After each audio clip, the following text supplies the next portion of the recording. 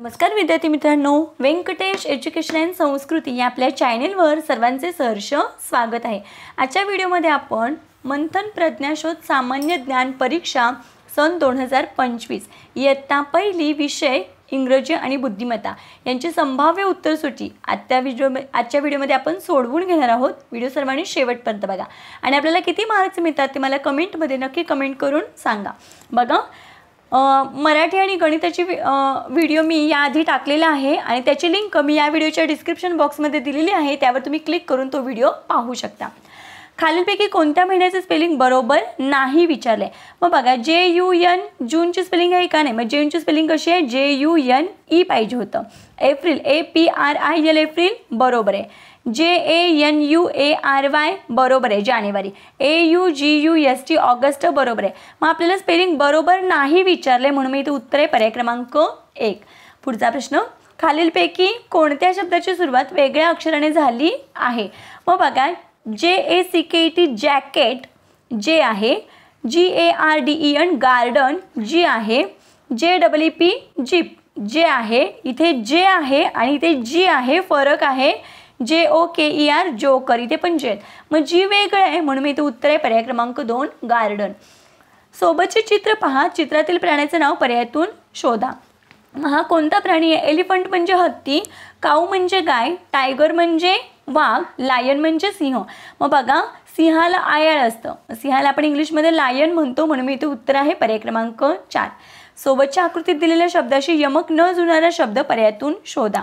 बघा, बॉल आपल्याला माहिती आहे, यमक जुळणारा म्हणजे काय, तर त्याच्या शेवटचे 2 अक्षर सेम पाहिजेत आणि ज्याचा उच्चार सेम येतो। मग बॉलला रायमिंग वर्ड्स कॉल बरोबर आहे, टॉल बरोबर आहे, वॉल बरोबर आहे, मग न जुळणारा पाहिजे आपल्याला। मग बॅट हे जुळत नाही म्हणून आपल्या या प्रश्नाचं उत्तर आहे पर्याय क्रमांक 2।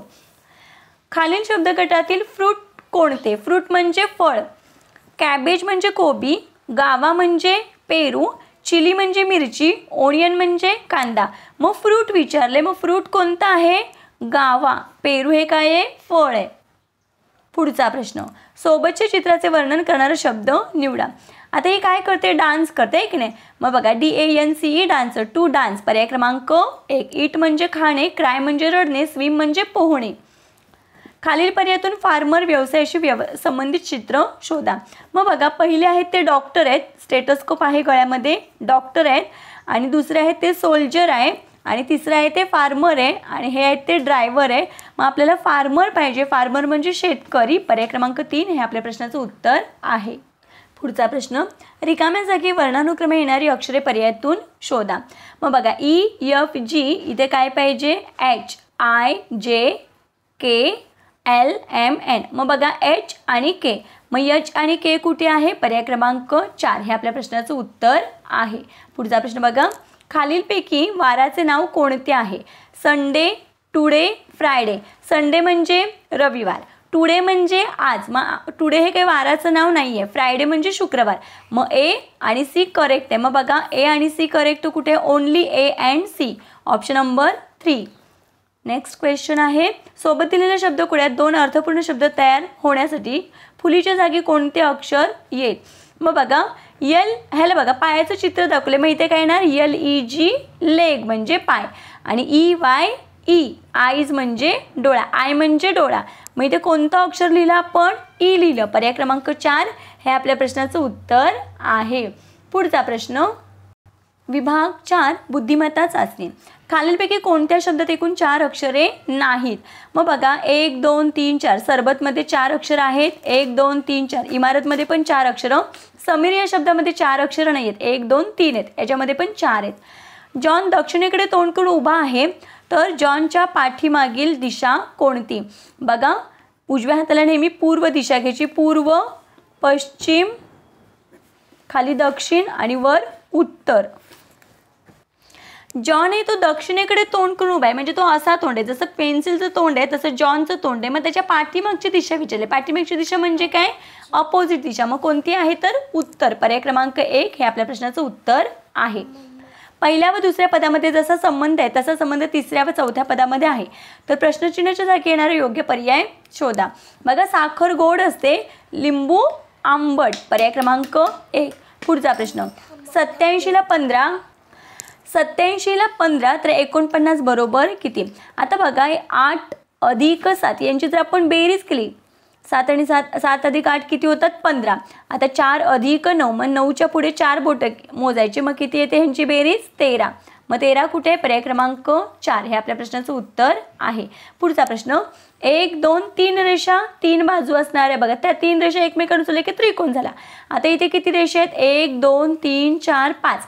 मग 5 बाजू असणारी कोणती आकृती आहे? बघा बघा ही आहे 1 2 3 4 5. पर्याय क्रमांक 3 हे आपल्या प्रश्नाचं उत्तर आहे.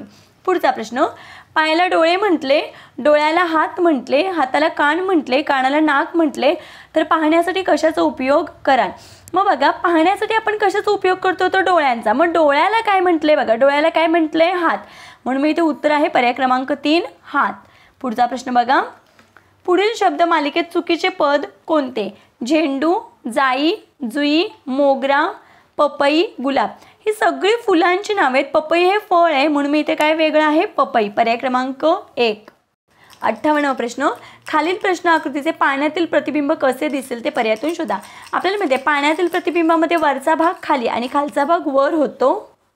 मग इथे बघा हा जो भाग आहे असा तो बघा उलटा होणार आहे. हे खाली आणि हे वर आणि हे मात्र काही बदलणार नाही. फक्त हा जो वर येतो इथे या टोकाला येणार आहे. पर्याय क्रमांक 2 हे आपल्या प्रश्नाचं उत्तर आहे. पुढचा प्रश्न खालील प्रश्नात गटात न बसणारे पद ओळखा. गाय, म्हैस, शेळी, घोडा. गाय, म्हैस, शेळी ह्याच्यामध्ये घोडा वेगळं येणार आहे कारण बघा गाय, म्हैस, शेळी हे दूध देणारे प्राणी आहेत. घोडा दूध देत नाही. आणि ती गाय, ती म्हैस, ती शेळी स्त्रीलिंग आहेत आणि हे पुल्लिंग आहेत. दोन्ही बाजूनी हेच उत्तर आहे.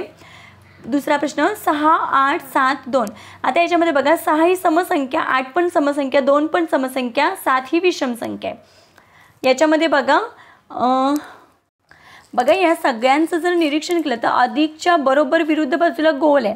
बघा अधिकच्या बरोबर विरुद्ध बाजूला गोल आहे, अधिकच्या बरोबर विरुद्ध बाजूला गोल आहे. पण इथे बघा अधिकच्या समोर गुणिले आहे आणि इथे बघा गुणिलेच्या समोर भागिले आहेत. गुणिलेच्या समोर भागिले, गुणिलेच्या समोर भागिले मग हे वेगळे. पर्याय क्रमांक 3.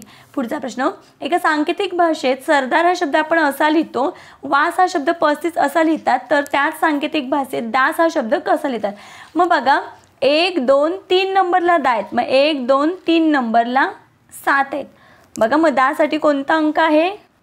मग बघा दा हे 3 नंबरला अक्षर आहे. मग 3 नंबरला कोणती संख्या आहे? 7. मग या दासाठी 7 अंक. आणि स बघा स इथे 1 नंबरला आहे तर 5च आहे आणि इथे पण 2 नंबरला आहे तरी 5च आहे म्हणजे स साठी 5 अंक. मग इथे उत्तर आहे दास हा शब्द आपण 75 असा लिहू. पर्याय क्रमांक 1 हे आपल्या प्रश्नाचं उत्तर आहे. पुढचा प्रश्न तंतोतंत जुळणारी आकृती आपल्याला पर्यायातून शोधायची आहे. मग बघा सेम अशी आकृती आपल्याला पर्याय क्रमांक 2 मध्ये दिसते. पुढचा प्रश्न एका बागेत 11 आंब्यांची झाडे रांगेत आहेत तर मध्यभागी असणाऱ्या झाडाचा क्रमांक कितवा? मग बघा बरोबर 11 आहेत नाही का? 1 2 3 4 5 6 7 8 9 10 आणि हे 11. मग आपल्याला माहिती आहे मध्ये बरोबर 1 2 3 4 5 इकडे 5 आणि बघा हे इकडे 5. मग बघा इकडे 5 आणि इकडे 5 मग 5च्या नंतर हे झाड कितवा आहे तर 6वं. मग मधल्या झाडाचा क्रमांक आहे 6वा. पर्याय क्रमांक 1 हे आपल्या प्रश्नाचं उत्तर आहे. पुढचा प्रश्न वरील इंग्रजी अक्षर म्हणलेत ए व ई यांच्या मधोमध येणारे अक्षर कोणते? मग बघा ए कुठे आहे? इथे आहे आणि ई कुठे? इथे. मग बरोबर यांच्या मध्ये येणारे अक्षर बघा हे एक हे. आता याच्यानंतर हे एक घर सोडलं आणि हे एक घर सोडलं. इकडून हा एक सोडला, इकडून हा एक सोडला. मग मध्ये कोणता आहे तर सी आहे. मग आपलं इथे उत्तर आहे पर्याय क्रमांक 1 सी.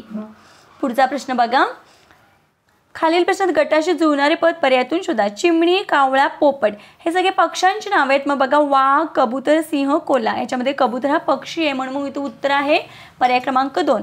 16 24 32. आता बघा इथे सम आणि विषम संख्यांचा आहे. आता समसंख्या म्हणजे काय? ज्या संख्येचे एकक स्थानी 0 2 4 6 8 यापैकी कोणताही एक अंक असेल तर त्याला आपण काय म्हणतो? समसंख्या. मग बघा इथे 6 4 आणि 2 हे सगळे याच गटातील संख्या आहेत. मग बघा इथे 0 आहे. मग 0 सुद्धा समसंख्या म्हणून मी इथे ह्या समसंख्यांचं गट आहे म्हणून मी इथे उत्तर आहे पर्याय क्रमांक 1. आणि विषम संख्या आपण कुणाला म्हणतो? ज्या संख्येच्या एकक स्थानी 1 3 म्हणजे हे अंक सोडून 1 3 5 7 9 हे अंक असेल त्याला आपण विषम संख्या म्हणतो. बघा इथे 3 9 आणि 1 म्हणून मी इथे काय उत्तर पर्याय क्रमांक 1 40. बघा इथे सुद्धा गटाशी जुळणारच पद. आता बघा या गोलामध्ये वर बाण आहेत, इकडे उजवीकडे, परत खाली. मग आता काय येणार आहेत तर मग इथे येणारे उत्तर पर्याय क्रमांक 3. कारण बघा गोलात वर, उजवीकडे, खाली आणि आता कुठे येणार आहे डावीकडे. गोलातच डावीकडे 2 बाण, म्हणून ते उत्तर पर्याय क्रमांक 3. पुढचा प्रश्न, 13 ऑक्टोबरला रविवार होता तर त्याच महिन्यात 21 ऑक्टोबरला कोणता वार असेल. मग बघा 13च्या नंतर 21 पर्यंत दिवस मोजूया. 13च्या नंतर बघा 14, 15, 16, 17, 18, 19, 20, 21. मग बघा 13 तारखेला रविवार होता. मग रविवारच्या नंतर सोमवार, मंगळवार, बुधवार, गुरुवार, शुक्रवार, शनिवार, रविवार, सोमवार. मग इथे वार कोणता येणार आहे तर सोमवार. 21 ऑक्टोबरला कोणता वार? सोमवार. पर्याय क्रमांक 1 हे आपल्या प्रश्नाचं उत्तर आहे. प्रश्न 70 ते 72 साठी सूचना. खालील प्रश्नात प्रश्नचिन्हाच्या जागी क्रमाने येणारे पद पर्यायातून शोधा. मग बघा इथे 31 आहे आणि 34 आहे. मग आपण फरक काढूया. मग 31 त्याच्यानंतर 32. बघा इथे 32 सोडलंय, 33 सोडले आणि 34 घेतलं, म्हणजे इथे 2चा फरक आहे. मग 34, 35, 36 इथे पण 2चा फरक घेऊया. बघा इथे प्रत्येक ठिकाणी 2-2 संख्या सोडलेल्या आहेत. बघा 31च्या नंतर 32, 33 सोडले, 34 घेतले, म्हणजे तिसरी संख्या घेतली. 34, 35, 36 सोडले, 37, 38, 39, 40. मग आता 40च्या पुढे 41 आणि 42 सोडायचं आणि त्याच्या पुढची संख्या इथे 43 घ्यायचं. बघा 43च्या नंतर 44, 45 सोडले आणि ते 46 घेतले. मग इथे उत्तर किती? 43. पर्याय क्रमांक 1 हे आपल्या प्रश्नाचं उत्तर आहे. आता बघा प्रत्येक त्रिकोणामध्ये बघा 1, 2, 3, 4, 5, 6, 7, 8 एकूण 8 भाग आहेत. त्यातला 1 भाग रंगवलाय. 8 भाग 1 भाग रंगवलाय.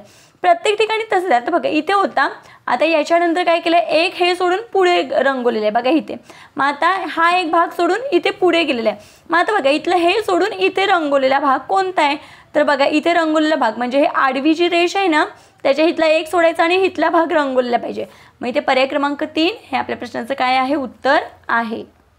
बघा इथे आता या चिन्हांकडे जर आपण निरीक्षण केलं तर बघा पहिलं चिन्ह कट केले आणि बाकीचे बघा त्रिकोण, गोलामध्ये अधिक चिन्ह आणि हे आहेत. म्हणजे प्रत्येक वेळेस पहिलं चिन्ह कट केलं. तर इथे हे त्रिकोण कट झालं, हे 2च इथे राहिले. मग आता हे पण कट झालं, मग काय राहणार? फक्त हे. आता या चौकोनामध्ये बघा इथे पण चौकोन आहे, इथे पण चौकोन आहे. जम्बलिंग करायचं नाही.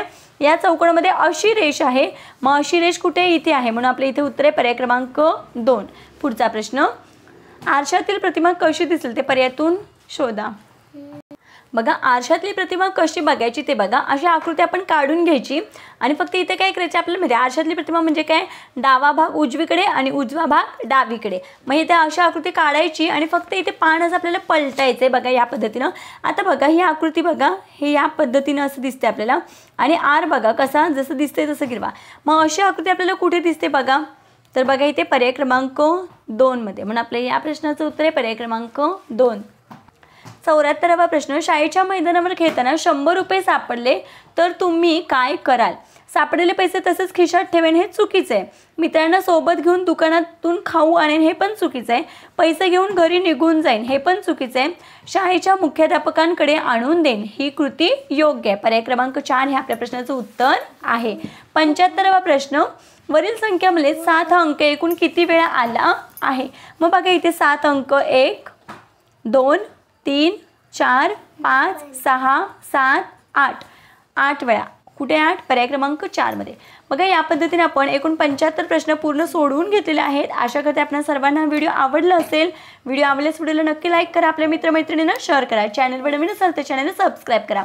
आपल्याला किती मार्क्स मिळाले ते मला कमेंटमध्ये नक्की कमेंट करून सांगा, जेणेकरून सर्वांना त्याच्यामुळे प्रेरणा मिळेल की आपल्याला एवढे मार्क, त्यांना एवढे मार्क मिळतात तर आपल्यालाही मिळालेच पाहिजेत. ही सगळ्यांमध्ये काय होईल, एक उत्साह निर्माण होतो. त्याच्यासाठी कमेंट करा.